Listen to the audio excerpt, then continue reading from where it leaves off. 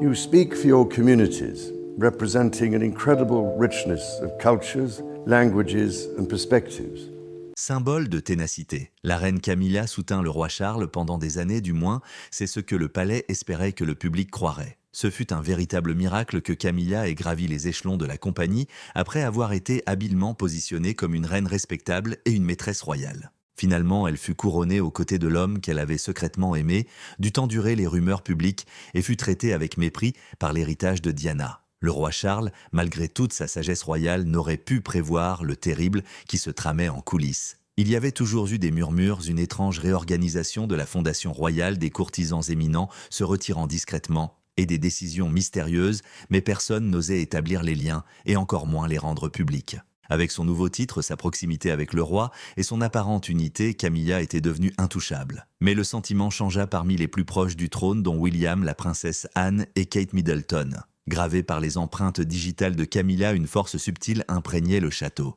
Les initiés ont constaté que Charles semblait plus seul que jamais, dépendant principalement de l'entourage proche de Camilla pour ses conseils et que certaines coutumes étaient modifiées sans consultation. Les événements royaux privés étaient soudain ouverts à ses enfants et petits-enfants qui n'avaient jamais occupé de fonctions officielles. Sous couvert de modernisme, tout était méticuleusement dissimulé. Sous la surface, cependant, Camilla posait les bases de quelque chose de bien plus qu'un simple événement cérémoniel. La monarchie était en train d'être remodelée pour refléter ses préférences impersonnelles. Et c'est ce qui s'est passé. Charles avait peut-être découvert un dossier confidentiel, une lettre non destinée aux yeux de la famille royale ou un membre du personnel incapable de se taire. Quelque chose qu'il n'avait jamais été autorisé à lire. En un instant, l'illusion, quelle qu'elle soit, fut détruite. Il avait désormais un regard nouveau et troublant sur Camilla, l'homme qu'il avait soutenu pendant des décennies, mettant sa réputation en péril et mettant ses relations sous pression pour elle.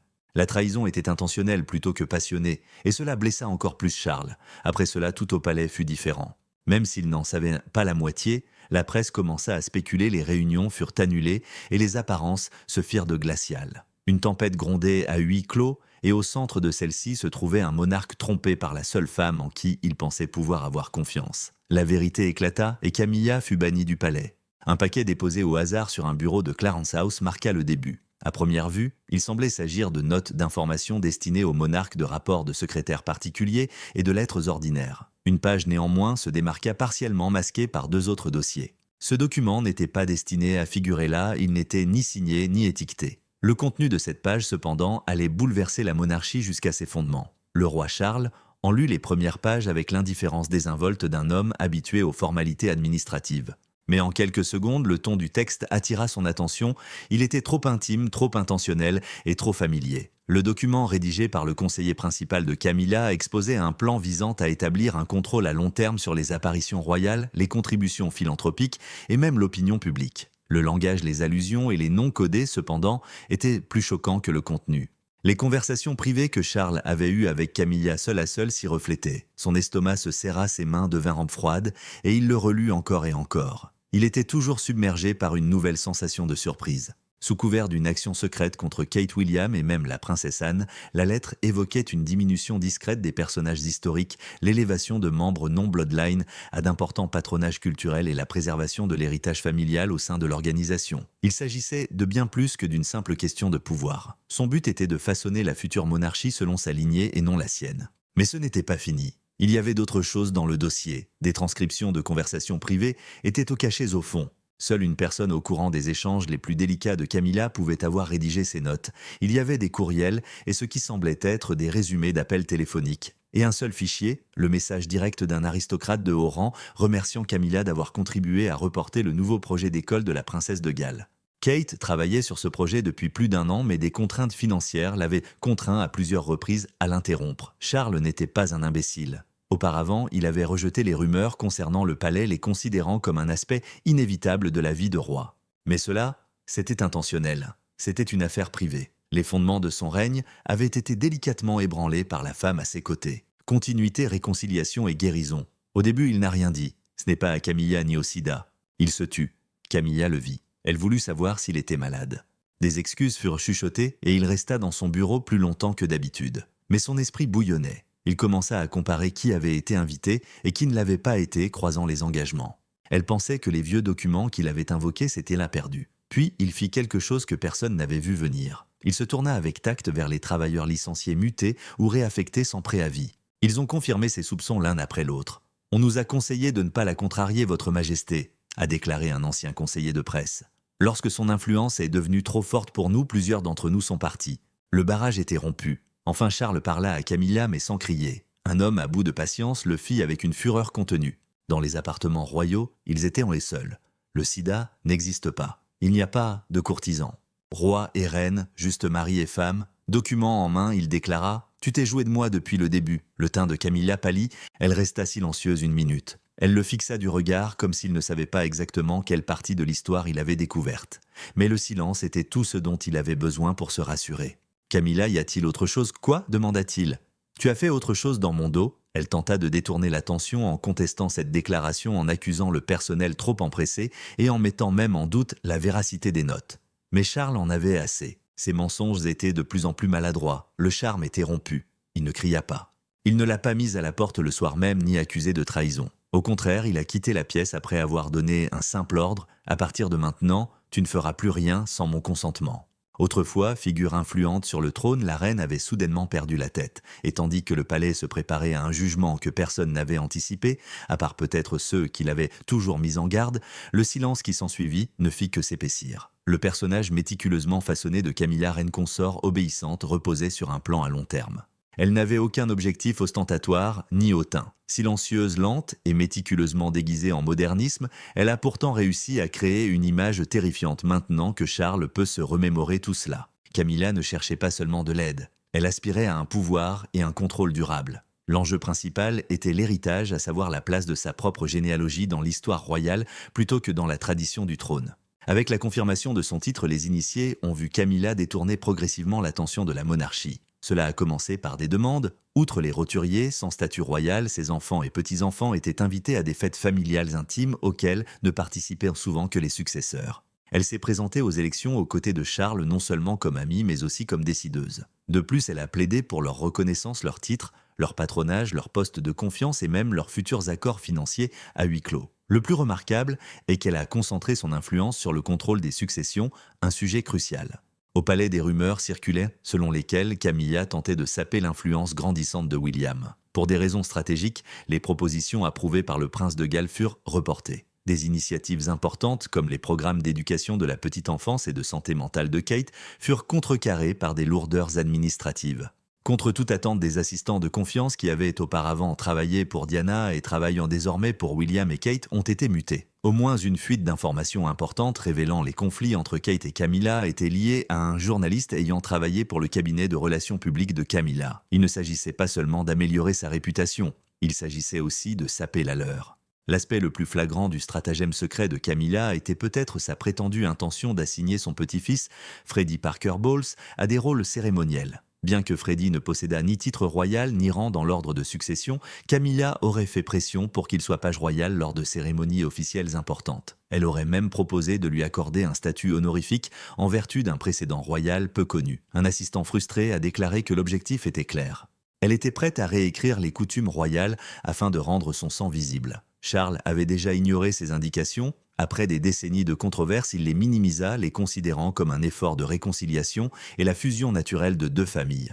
Cependant, le cercle royal était en réalité remodelé par Camilla pour s'articuler autour d'elle et de ceux qui partageaient son nom de famille. Le contraste était saisissant. William et Kate évoluaient dans les cadres conventionnels du respect institutionnel, du service public et du devoir, tandis que Camilla établissait un royaume de l'ombre.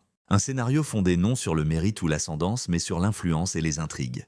Sa connaissance de Charles rendait le scénario considérablement plus périlleux. Elle était habile à présenter ses actions comme des réponses à ses inquiétudes.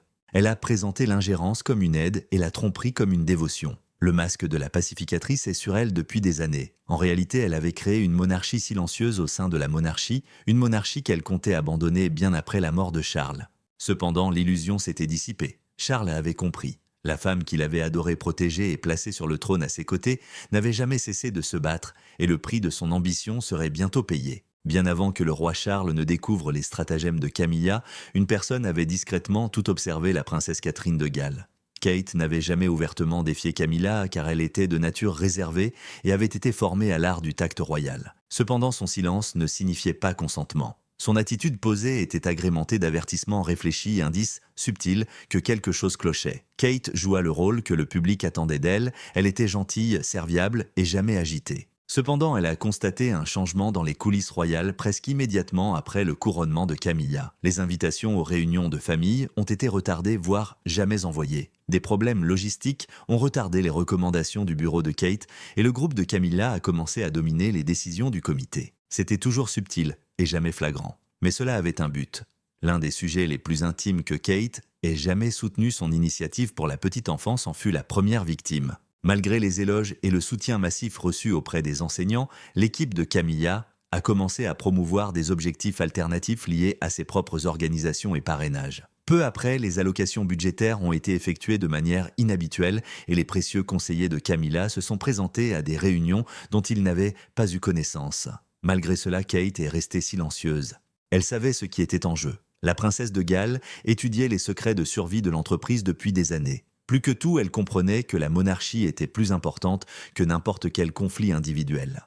Plutôt que d'envenimer la situation, elle a préféré l'action seul moyen à sa disposition pour exprimer ses avertissements. Pour démontrer sa solidarité, Camilla a proposé une apparition publique commune que Kate a gracieusement refusée. Après avoir été sollicitée pour soutenir l'initiative de Camilla en matière de santé mentale, elle s'est concentrée sur ses propres intérêts de longue date. Ses assistants l'entendèrent parfois permettant à la reine consort d'occuper le devant de la scène. Elle semble déterminée, délibérée, sèche et empreinte d'une tension discrète. Mais lorsqu'une conversation entre l'assistante de Camilla et un journaliste de tabloïd fut divulguée à l'équipe média de William, les soupçons de Kate furent pleinement confirmés. La conversation suggérait que Kate et Camilla étaient de comparer en public, Kate étant perçue comme froide et inexpérimentée. Malgré l'absence de nom explicite, le contexte était clair. De hauts responsables du palais ont pour la première fois approuvé ce que Kate avait refusé de dire avec trop de calme. Kate a confié en privé à William qu'elle n'avait jamais défendu les intérêts de la couronne, a déclaré une source. Elle-même avait son propre intérêt. Lorsque Charles découvrit la tromperie de Camilla, Kate ne s'en réjouit pas. Elle ne ressentit que de la souffrance, aucune satisfaction à avoir raison. La monarchie s'était une fois de plus effondrée de l'intérieur, ce qui était regrettable. Elle était consciente du fardeau inattendu que Charles portait. La trahison n'était pas seulement institutionnelle, elle était émotionnelle, et la voie à suivre nécessiterait bien plus qu'une simple punition. Il leur faudrait la reconstruire. Alors que le palais commençait subtilement à saper le pouvoir de Camilla, Kate adopta un rôle qui lui était propre, calme, posé et optimiste. Aucune annonce, aucun conflit d'intérêts. Elle était simplement présente. Elle a parlé au personnel pour les réconforter à renforcer ses obligations publiques et a persisté à soutenir des causes auparavant menacées. De plus, elle affichait comme toujours l'assurance et le sang-froid caractéristiques de Diana. En quoi est-ce différent ? Cette fois, elle a enfin réussi à faire entendre sa voix, qu'elle soit discrète ou non. Très jeune, le prince William avait appris à dissimuler ses sentiments par les bonnes manières.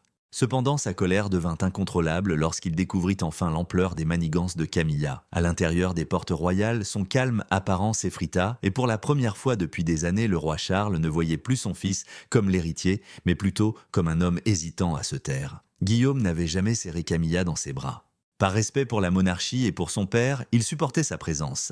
Néanmoins, les cicatrices de la douleur de sa mère ne furent de jamais trop profondes. Il avait observé pendant des années l'intégration progressive de Camilla au sein de l'organisation, gagnant en assurance à chaque pas. Il ne parla cependant pas, pour la stabilité pour le trône et pour l'héritage que sa mère s'efforçait de protéger. Cependant, William devint furieux lorsque Charles lui confia les documents courriels rapports et conversations audio qui dénonçaient Camilla dans une tentative calculée de les éviter lui et Kate. Il dit la mâchoire serrée, elle a failli tout détruire. Tout ce pourquoi nous avions travaillé, tout ce que notre mère chérissait. Même si Charles savait que William avait raison, il était néanmoins choqué par la violence de ses commentaires. La monarchie luttait pour préserver la confiance du public, ce qui était difficile compte tenu de sa situation précaire. L'importance accordée par William et Kate à la responsabilité, à l'authenticité et au service a revitalisé l'organisation. Afin d'asseoir sa propre autorité et de la faire passer pour du modernisme, Camilla les affaiblissait discrètement depuis des années. La fureur de Guillaume était d'ordre cosmique plutôt que purement personnel. Il recherchait des responsabilités, pas seulement des gestes symboliques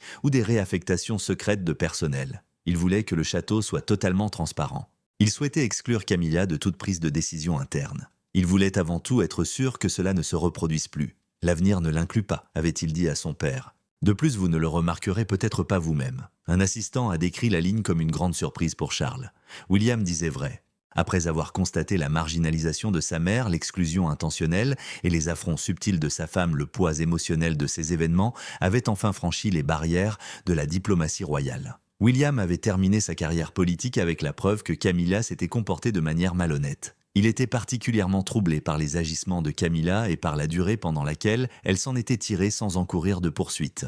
L'éloignement progressif de ses conseillers dévoués, l'exercice de l'autorité royale et son ambition d'élever sa propre famille ne se produisirent pas du jour au lendemain. Et cela avait été permis par Charles aveuglé par l'amour, la dévotion ou la honte. Le silence de Camilla et de son père donna à William le sentiment d'avoir été dupé. Comment se fait-il qu'il ne l'ait pas remarqué? Comment se fait-il qu'il ne les ait pas protégés? William était furieux, mais il garda son calme. Il savait l'enjeu. Des lignes de guerre avaient été tracées derrière le trône, mais l'unité était nécessaire en apparence. William a ainsi rempli son devoir. Il a clairement fait comprendre que les choses ne seraient plus jamais comme avant, tout en maîtrisant sa colère à huis clos. Il a rehaussé sa notoriété, renforcé son équipe et pris des mesures pour protéger Kate de toute nouvelle ingérence. Bien que déchue de son autorité opérationnelle, Camilla semblait présente, mais en réalité impuissante. Le successeur patient qui attendait dans les coulisses n'était plus William. L'avenir était désormais sous sa protection. Il était déterminé à ne pas laisser l'histoire se répéter cette fois-ci. Longtemps gardienne discrète de la monarchie, la princesse Anne était stoïque, efficace et farouchement fidèle au trône. Non pas aux personnes ou aux sentiments, mais à l'organisation elle-même. Ni la politique du palais, ni les concours de popularité ne la convainquirent. Le devoir primait sur les sentiments pour Anne. La corruption qui s'était insinuée au cœur de l'entreprise, une corruption qui portait désormais le nom de Camilla, était trop évidente même pour qu'elle puisse l'ignorer. Lorsque Charles révéla à Anne ce qu'il avait découvert, il s'attendait à des critiques, voire pire au silence. Auparavant, les deux hommes s'étaient disputés notamment au sujet du pouvoir grandissant de Camilla. Pendant longtemps, Anne a nourri des doutes quant au rôle de sa belle-sœur sous les projecteurs de la famille royale. À son avis, c'était une complication inutile pour la monarchie et une distorsion de la tradition. Cependant, elle garda le silence pour sauver les apparences et témoigner son respect à Charles. Vous avez laissé Anne aller trop loin et maintenant, toute la maison s'écroule même si Charles commençait seulement à révéler ses découvertes lorsqu'elle est intervenue. Elle avait l'air froide et décidée. C'était un verdict plutôt qu'un simple mécontentement. Même si Anne était rarement sentimentale, ses commentaires eurent un impact plus profond que n'importe quelle explosion. Elle pensait que Camilla avait trahi non seulement Charles, mais aussi la monarchie en général. Plus qu'une simple trahison, elle avait affaibli William et Kate, réduit au silence des collaborateurs fiables et placé sa famille là où elle n'avait aucun droit. C'était une menace pour la survie de la monarchie. Anne avait déjà été témoin de ce genre de prise de pouvoir clandestine avec des courtisans profitant de la faiblesse de monarques et des étrangers prenant le contrôle. Cette fois cependant, c'était différent, le processus était mené au niveau national. Ce n'était pas seulement que Camilla allait trop loin. Au sein du royaume, elle bâtissait un empire et personne ne l'avait arrêtée, jusqu'à présent. « C'est irréversible » dit Anne fermement. « Pour elle, non, honnêtement pas pour toi. À moins que tu ne fasses quoi que ce soit. » Ce fut le dernier effort de Charles. Il n'y avait pas de retour en arrière possible si même sa sœur la plus déterminée et la plus responsable Anne avait fait ce choix. Son objectif était d'attribuer le comportement de Camilla à une ambition mal placée ou à une dévotion mal interprétée. Anne cependant écarta ses explications. Les actes de Camilla étaient intentionnels, planifiés et immuables. Anne n'a manifesté ni compassion ni soutien émotionnel. Elle a néanmoins apporté une réponse. Malgré la perte de tout pouvoir intérieur, Camilla conserverait le titre de reine consort. Elle ne serait plus autorisée à assister aux réunions de fondation, à prodiguer des conseils personnels, ni à participer aux préparatifs de la future transition de la monarchie. Ses apparitions publiques seraient restreintes, contrôlées et symboliques. Elle serait une présence confinée derrière les portes du palais, comme le disait Anne. Camilla pouvait-elle refuser? Anne fit clairement savoir qu'elle présenterait personnellement l'option nucléaire au conseil privé et demanderait que le titre de reine consort soit officiellement supprimé par proclamation royale. Charles acquiesça silencieusement. Il prit alors pleinement conscience du prix de l'oisiveté. La princesse Anne n'avait pas besoin de crier. Elle n'avait donc pas besoin de planifier. Sa détermination était ce qui lui donnait de la force. Elle avait vu la montée et la chute des scandales et la chute des dirigeants. Elle était déterminée à ne pas laisser passer cette fois-ci. Camilla avait agi.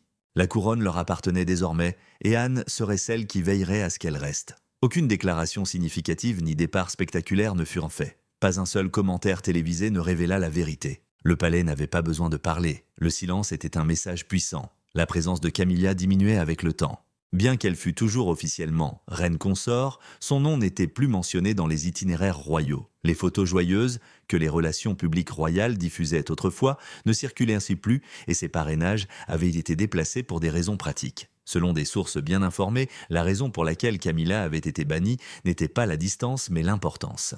Elle ne tenait plus de cour bien qu'elle fût toujours dans les murs du palais. Le personnel clé de son cabinet fut démis de ses fonctions et ses conseillers furent renvoyés. Avec une précision chirurgicale, elle perdit son contrôle sur Charles. Derrière les portes, elle se transforma en un fantôme vêtu de perles qui surveillait les couloirs qu'elle contrôlait autrefois d'un œil vigilant et murmurait des instructions. Triste mais résolu, Charles poursuivit son chemin empli d'un froid sentiment d'obligation. Non pas par vengeance, mais pour survivre, l'homme qui avait autrefois combattu le monde pour la défendre près de lui la força à reculer. La monarchie avait été blessée de l'intérieur et sans éradication de l'infection, la guérison serait impossible. Kate et William retournèrent à leurs fonctions avec leur nouvelle autorité. Ils ont placé au premier plan leur mission de service d'humilité et de continuité. La confiance du public a été restaurée grâce à ceux qu'ils considéraient comme des exemples et non grâce aux déclarations du gouvernement. La princesse Anne, pilier d'acier de la monarchie, les a soutenus silencieusement mais fermement. Derrière les murs les plus imposants, l'exil silencieux de Camilla était davantage un repli sur soi que le déclin de la faveur populaire. En quelques semaines, son royaume soigneusement planifié, fruit d'années de manipulation, s'était effondré ainsi que toute possibilité de reconstruire la monarchie à son image. Auparavant, elle avait plus d'une raison de vouloir devenir reine. Mais au final, elle est partie avec une personnalité bien moindre, complètement effacée, pas détrônée,